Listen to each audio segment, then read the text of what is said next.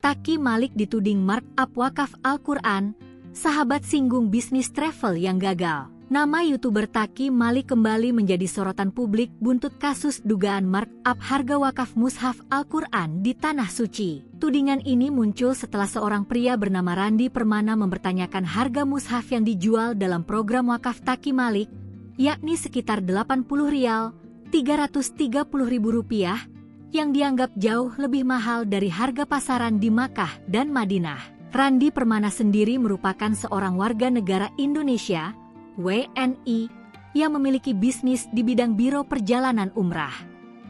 Ramainya tudingan miring yang dialamatkan kepadanya membuat Taki Malik akhirnya buka suara. Mantan suami selebgram Salma Vina Sunan ini mengklarifikasi lewat media sosial dan mengajak Randi serta pihak lain untuk melakukan tabayun terbuka agar persoalan ini bisa dijelaskan secara transparan. Sementara itu, lewat unggahan di Instagram pribadinya Paparich666, Randi Permana pun memberikan sindiran kepada YouTuber yang menjuluki dirinya Juragan Saffron ini. Dalam unggahan itu, Randi menuding Taki Malik iri dengan dirinya dan beberapa teman lain yang mendapatkan sedikit keuntungan dari penyaluran amanah wakaf jamaah.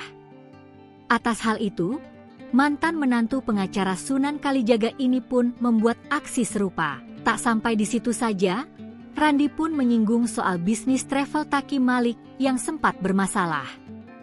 Randi mengaku juga pernah diminta Taki untuk membuatkan bisnis travel, namun sayangnya kurang diterima masyarakat.